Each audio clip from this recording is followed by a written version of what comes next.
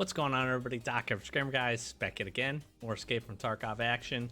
And today, we're going to try to answer the question, can you level stamina in patch 12.30 while running a meta kit? Let's jump into it. Alright, so first things first, let's spend a little bit of time talking about why this is an important topic. There have definitely been some other videos out there talking about good kits to use and options to be able to continue to level up endurance and stamina while you are out there running your raids. Now, this is a bigger discussion this wipe due to some recent changes and a few things that we've had happen for patch 12.30. And I think there is a general consensus in the community that's basically saying it feels like stamina and endurance, which I'm going to call it stamina probably a lot of times. I probably even did the intro and called it stamina. That's what it impacts. The skill is endurance, but it impacts your ability to run farther, faster, and for longer. And it is an extremely important skill in the overall skill arc of Tarkov. A lot of people would argue that a really high endurance skill is one of the most important. I would be in that camp. I don't necessarily think it's the most important, but it is certainly up there. The ability to run, move faster, have more stamina to position, get away, jump, do all the things and the maneuvers that you want to do certainly is important. So there's no arguing that, at least from me, on how important it ends up being. So let's spend a little bit of time talking about it and essentially where we're at. It's important that I show you where my skills are. I'm currently level 43, so I'm pretty high. Not the highest, but I'm certainly making my way up there. You can see right now, as I'm sitting here, I have a little over halfway through level 14 on endurance, and I am currently level 23 on strength. Now this is important because if you're sitting there, if you have a little bit of a newer account, maybe you're just jumping into Tarkov and you're just trying to figure a few things out here and looking for some help and advice, the things that I'm about to say, I'm going to speak a little bit more in general because it's important to recognize that the skills that I have currently are going to impact some of the changes. So I want to talk about a little bit more of what a base account looks like if you were to start fresh day one, and then obviously just keep in mind that as we go and I show a few things off, I'm getting some additional bonuses. I should also say that in the hideout I have the air filtering unit that is currently installed for me, so I am getting some additional point bonuses because that is installed. So I just want to say that, and if you're curious, in the comments, yes, it is fixed, it does work. Some pretty serious testing has happened. It is currently working. So I am getting some bonuses from that. I'm going to show some footage at some point through the video to talk about actually leveling the endurance skill and how you can go about doing that and some diminishing returns. But just notice my point gain may not be the same as yours if you don't, again, have the same level strength or endurance. Oh, and more importantly, don't have some of the hideout upgrades that I do installed. But this is all still applicable knowledge and hopefully some things that will help you. It's also important to note that at level 23 strength, I get an additional 14% carry weight. So let me just quickly talk on that without making the video too long. My opinion on strength leveling faster than endurance, to me, is actually somewhat of a good thing. One, I think it slows the game down a little bit. I'm not the biggest fan of that for the long run, but at least initially, it felt okay. You had to be a little bit more methodical. You couldn't just be constantly sprinting and maneuvering. You had to position a little bit better. So I like some of that for the early game. What's going to end up happening is as you increase strength, you're going to find that, again, you can carry a little bit more, and it's going to make running some of those kits a little bit easier. However, you're also still, with the changes that they've made, you're going to get overweight very, very, very quickly. That's the change I don't like. There needs to be a fine middle ground. I felt like last wipe was probably pretty good. I leveled strength and endurance pretty close to the same. Last wipe felt really, really good for that perspective because you could get into a raid, you could level some endurance by moving around, starting to loot a little bit, you get a kill, you kill some scavs, you get some good loot, then you start to go into the overweight category and then start leveling strength. So each raid, I felt like you had some parity to be able to do both. I did still last wipe finish endurance prior to strength, but it was much, much closer. It's crazy to me to see that strength is higher than endurance, but that's kind of where we're sitting at. So let's talk about actual skills and what goes into this. So on a base level account, and I'm gonna speak again in a little bit of generality, in general, you're looking at about 20, maybe just a shade over 20 kilos before you go into the overweight status. If you don't know what I'm talking about, down here in the bottom left-hand corner, you're gonna see my mouse circling it. This is your weight, next to obviously your health, your water, and your energy. The easiest way to identify if you can level endurance versus strength is if this number is white or yellow. And certainly if you get to red, you should know at that point that you're leveling strength. You'll know because it's extremely high. But right here, if you're in the white status, if you have a white number here at any point, as you walk or as you sprint, you will level endurance.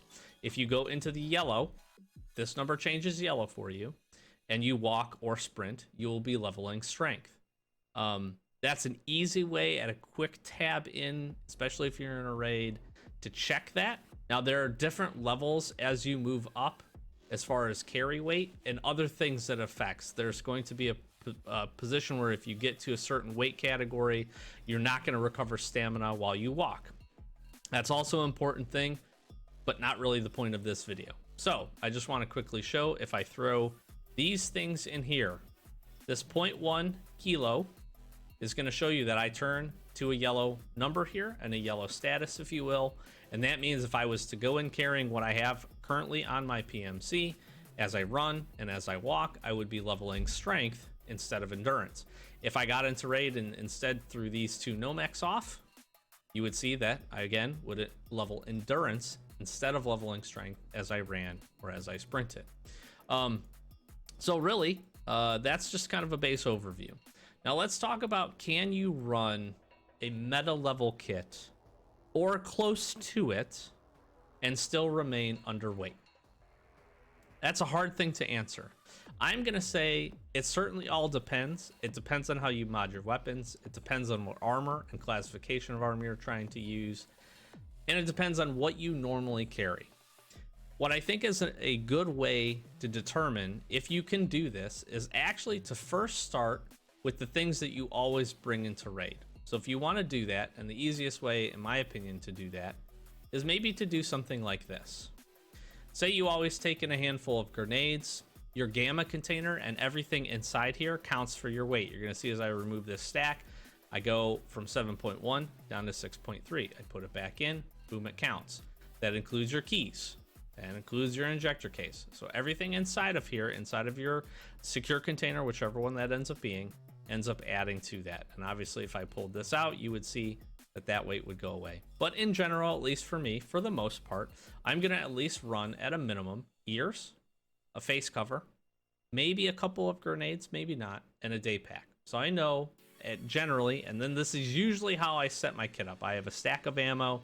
I'm gonna keep an injector case with a couple of meds in it. I'm gonna keep some section or amount of keys with a docs case and then a few meds in here. This is my preferred kind of, at least I'll call it standard loadout before jumping in and throwing on either a perspective weapon, and an additional rig, armor, and those kinds of things. So this is a good baseline. I also know that, again, at this point for my strength, current strength level, I really can't go over 24 kilos. And I need to be smaller than that, or lighter than that rather, to be able to do that. I think in order to most effectively and most consistently be able to level endurance, you're probably looking at class 4 armor and below. Now, there are some caveats to this, and there are a few things to take into consideration. You have your armored rigs, which is going to be things like your Stramhog, your MMAC, your RBAV right here that you can see, as well as your TV10, your CPC mod. There's a ton of options, your M1 and your M2.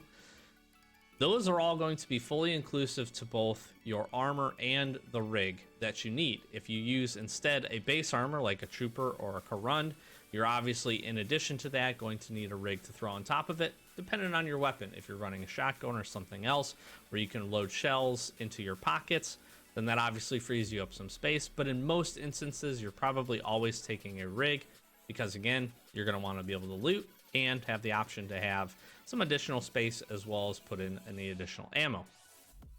So, can you run a meta level kit and have some success? I don't know. Let's try it out. I'm going to throw a Karundon. I'm going to go down here. I'm going to throw a Black Rock on. Let's throw a decent helmet and a weapon. That's pretty tough. Considering for the fact that, one, I don't have any spare ammo in here. I have no spare mags, right? If we were to take those and we were to throw those in here, you can see that we're about 2 kilos over. Now, keep in mind that this is class 5 armor. Very good armor. I like Karun. I'm a fan. I think it's pretty solid. And it's going to do pretty well. It's going to keep you pretty protected. BlackRock is a pretty normal rig that you're going to see for some higher level players because of the storage options and its versatility. And then again, U-Lock and all these other things. And this is maybe not the most meta HK, but it is certainly built out very, very well. Sitting at 5.1 kilos. That's tough, but we are very close. And with some small modifications, I actually think we can get there. The first thing we can look to do is actually change the helmet. Now, helmets are all going to weigh a little bit different, but you can see you can gain a little bit of additional weight savings, if you will, if you go with slightly less protection. And there becomes, at least in my opinion, a diminishing return based on the type of helmet that you're going to use. Obviously, a U-Lock is way better than an ACH, but the ACH is still a pretty solid helmet, at least for top of the head deflections. So it is something to consider. The other thing that might surprise you is how much your rigs are actually going to cost you from a weight perspective. A lot of your larger size tactical rigs actually have some pretty decent weight to it, anywhere between 1.5 to 1.8, and there may be a few that are a little bit higher than that. So if instead we take a look at an Azimuth, which also is pretty solid, you're looking at 1.6 for this, and again, your BlackRock here at 1.8. If you chose to go to a slightly smaller rig, like a CSA, which still gives you some pretty decent options, obviously you lose a slight bit of flexibility. You can see we're cutting out almost an entire kilo from this conversation, which is pretty solid. And we're certainly getting a lot closer. We could look to do a few things, maybe with losing the bit of grenades. You could lose a face cover. That's not really something that I would necessarily recommend, and it really doesn't cost you a whole lot. But we're certainly getting a little bit closer. It's still tight. It's still tight. As you level up strength, this is obviously going to become a little bit easier. If we had a little bit more room within our strength category, we might be able to make something like this fit. But a class 5 armor is going to be pretty tough. The other thing that you could look at if you wanted to consider it, a slick at class 6 is 9.7. This is 9.8. You could actually step up your game, but obviously you lose a little bit of protection there. So again, class 5 armors, I think, in my opinion, they're going to be a little bit tough. We could look at something like a CPC at 8.5. Now, this is a class 5 armor and is extremely solid, although a little bit harder to get your hands on unless you've progressed. You can see here, though, I've got class 5 armor on. I'm running my HK and got a decent helmet. Let's see if we can do it. We can even do it with the U-Lock. And we're actually set up to be able to make this kit right here work. Consider it. Consider it. You have to look at your options and you have to play around. So can you? I think so, but it's going to be pretty tough. And I think that's a lot of the complaint currently with the Tarkov community is as you're leveling up, you should be able to and expect to run a little bit more of a bulky kit, get a little bit of additional protection. And you certainly don't want to be going into the raid already overweight for essentially the disadvantages outside of not being able to level endurance that it unfortunately impacts. Now, what are some better options, or what are some other options if maybe you're like, I'm not going to run a meta kit yet, and maybe I don't have access to some of these class 5 armors and class 5 rigs. What else could I do? I think you still have quite a few options, and some of your best options are actually going to be some of the most common things that you're going to see either through a quest perspective, or through just what you can get from a barter trade at a reasonable level, or buy in the flea market. The Strandhog, interestingly enough, is actually going to be, I believe, is one of, if not the lightest plate carriers and tactical rigs combination with body armor that we have out here at 6.5 kilos. This offers really good protection. It's class 4, and class 4 in general is pretty much going to be, I would say, the standard that you're going to see from most players outside of folks that are really, really high level. The nice part ends up being here is you can throw that on. I got a couple of spare mags. We're wearing the best helmet, and we actually have a little bit of space to go. Not a ton, but a little bit. We can also take a look at if you want to run something like an MMAC doing the same thing. These are all pretty close in weight and should all be good options if you're looking for something like that. In addition to that, you can look at running a trooper armor, which obviously, again, the trooper armor itself is going to weigh a little bit less than some of these other armors, but you have to consider the weight of the tactical rig on top. My best recommendation in order to ensure that you can mod out a gun really, really well, but then still keep yourself underweight or low weight enough to be able to level endurance, is to think about changing out your tactical rig and going for something smaller, especially at the start of a raid. The best advice that I can give any prospective player that's looking to do this and level their endurance up is to start the raid out a little bit lighter, and as you move through the raid, as you loot, and as you get an opportunity, you kill some players or some scavs, you can obviously always upgrade your tactical rig. The CSA, I think, is one of the best options because it gives you some 3-slotters, so you can throw some additional meds or some additional grenades in here if you want. Ragman does have a few other options that are generally pretty good. You could look at your War Tech, which again is 1.8, so that's not necessarily fantastic. You go with a bank robber, go really cheap, and keep yourself down from a weight perspective. I would generally stay away from some of these, but if you need the options to be able to do that, you can consider it. What's interesting is as you look at this War Tech is 1.8, and you have an Alpha rig that's at 1.7.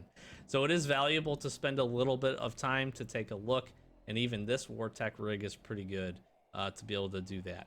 Some other class 4 armors that you might be interested in, and one that I know personally I use quite a bit, is going to be the 6B 3TM. This is a very, very heavy tactical rig, one of the more heavy, especially in the class 4 of armor category. So do keep that in mind. It's not great from a storage perspective either. So if you're running this a lot, you're probably generally going to be closer to the overweight category, because this is soaking up at low levels, this is soaking up almost half of your weight allocation, if you will. And unfortunately, as great as this TV10 is, it is a very heavy armor, also in the class 4 category. So great for storage, great for space. This is probably a no backpack setup, and something that you can take a look at. But just please consider.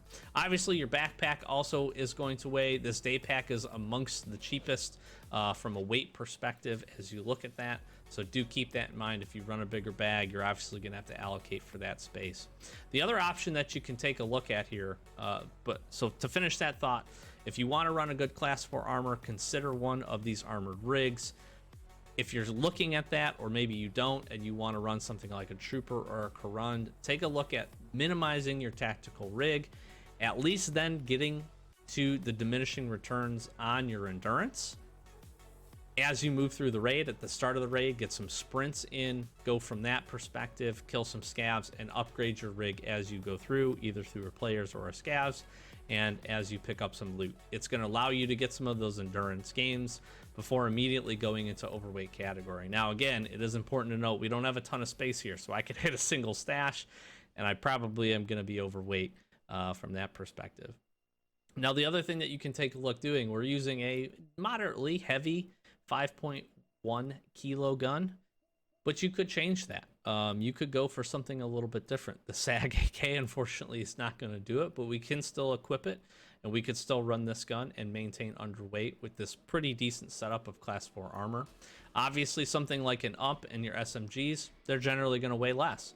So that's another thing that you consider that's going to allow you to still to have a pretty decent meta kit and absolutely be able to slap some folks. And you get a little bit more weight space allocation, if you will, running something similar.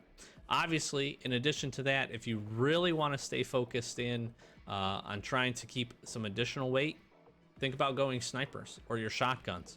Again, you're not going to have the added weight of your magazines. You're going to have, you know, generally one stack of loose ammo is going to be viable for you, and you probably don't have any additional magazines on top of that. So removing something like this actually puts you in a decent space. Now, granted, I have some pretty heavy attachments on this thing, so this makes this sniper pretty wickedly heavy. Actually, it's heavier than our HK, which is kind of surprising, so that may have not been the most perfect example. But I think in general, you're kind of getting the gist here. Obviously, the other thing that you want to look at if you want to go really, really meta and you're trying to absolutely stay alive is, can you shift this into something like an Alton and a class 5 armor? You can see here, this is going to be really, really tough, mostly because this helmet weighs 5.4 kilos by itself. And when you consider these two combined, you got 1.9 and 0.6. You're basically doubling the weight for the helmet alone without even having the ears.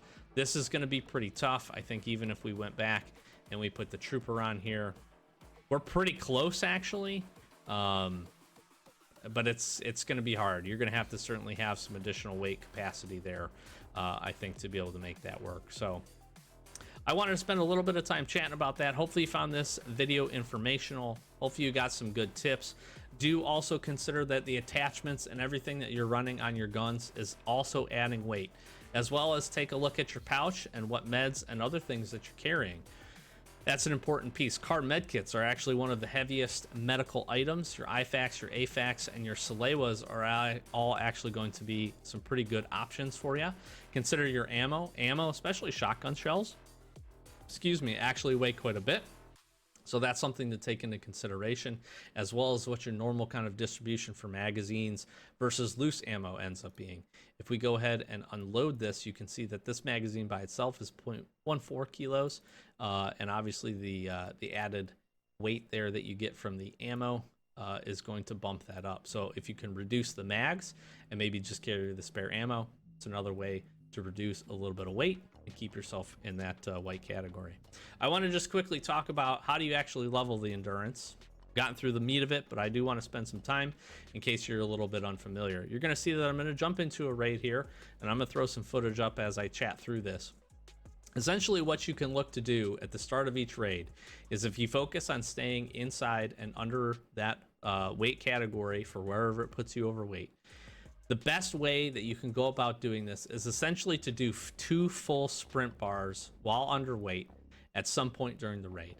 The best option to be able to do that, with the exception of like maybe labs and factory, is to go into your raids underweight like that and find an opportunity to get those sprints in, whether that be moving to a position. Let's say you spawn in on customs and you want to make some sprints over to dorms, or you spawn into woods or to shoreline and you're wanting to make some moves to better tactical positions, or to start working towards your quests or maybe some of the PvP. Try to get some of those full sprint bars in. Once you get through 2 full sprint bars, you're still going to be able to level your endurance after that point, but you're at such diminishing returns that it really doesn't matter at that point. At that point, you should feel pretty comfortable, pick up some additional weight, kill your scavs, do some looting, and then at that point, you can start sprinting and leveling up your strength after you've been able to meet and level up your endurance to the max amount of points. It's going to take a lot of time. Endurance and strength, they're going to take a lot of time to get leveled up and to get maxed. What I will tell you is, as you get those things leveled up, you're going to see some pretty good benefits from those. You're going to start to notice, again, that you're moving a little bit faster. You're going and able to sprint a little bit longer. Breath hold ability is also going to be increased as you level up endurance, so there's a lot of benefits. But again, just do keep in mind, if you focus on staying underweight at the start of the raid, focus in on getting some of those sprints, and you get points while walking, but sprinting seems to be the best in order to just soak up as much point gain in as little as time as possible. That is a really, really good way to go about doing it. So I'm going to jump back here. Hopefully that was beneficial. If you have any questions down below on how endurance or skills work in general, certainly more than willing to ask or answer any questions that you do drop below in the comment section. I got to give a shout out to the EFT Wiki. Go check it out. It is a great source for information. They're able to explain a lot of this. There is a return on diminishing returns as far as skills are concerned. You can check that out. In general, it's saying if you don't level a skill for a certain period of time, after a certain period of time, you'll gain the ability to level that back up. But as you then start accruing points and leveling it through the raid, it's going to diminish at a faster rate.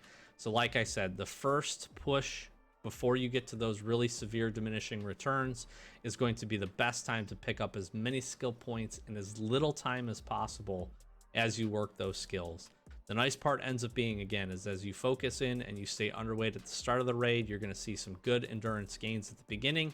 If you're able to survive the raid, pick up some loot, and get overweight as you go through the raid and sprint around, you also see that you'll be maxing out your strength allocation for that and getting to diminishing returns there. And you'll be leveling both at a pretty similar rate. So hopefully this was helpful for you. I don't know if I really answered the question. I think I did. Can you run a meta kit and stay underweight? Probably not. It's pretty dang hard, but you can get close. Consider class 4 armors, consider tactical rigs, armor rigs rather, as being a really good option to be able to do that. Keep your eye on the Strand Hog. That is a great way to run a little bit of a heavier gun and still get some really solid protection and armor from that rig, and you should have a good option to be able to do that. So we'll close this one out. Quick plug: like, comment, subscribe. Thanks so much for all the support on YouTube. Got an escape series, got a hardcore series that run a couple of episodes a week. We also, I'm gonna throw some socials at you. We do stream over on Twitch. I got Twitter, Twitch, Discord, TikTok, all links down below. Give us some follows over there. Come check us out. If you have any more EFT related questions that we can help with, be sure to jump on over. Let's chat about them, have some fun, run some raids, do some questing, get some stuff done. We're moving, we're getting there. We're getting close. Not super close, but we're getting close to Kappa. We got some things still to do, but we're definitely making the push, and we just are here to help. So if you have any questions, down in the comments below or over on Twitch, you can catch us. More than happy to help. But I'll close it out. Doc, Average Gamer, guys, as always, thanks for watching, and we'll catch you in the next Escape from Tarkov video. Peace.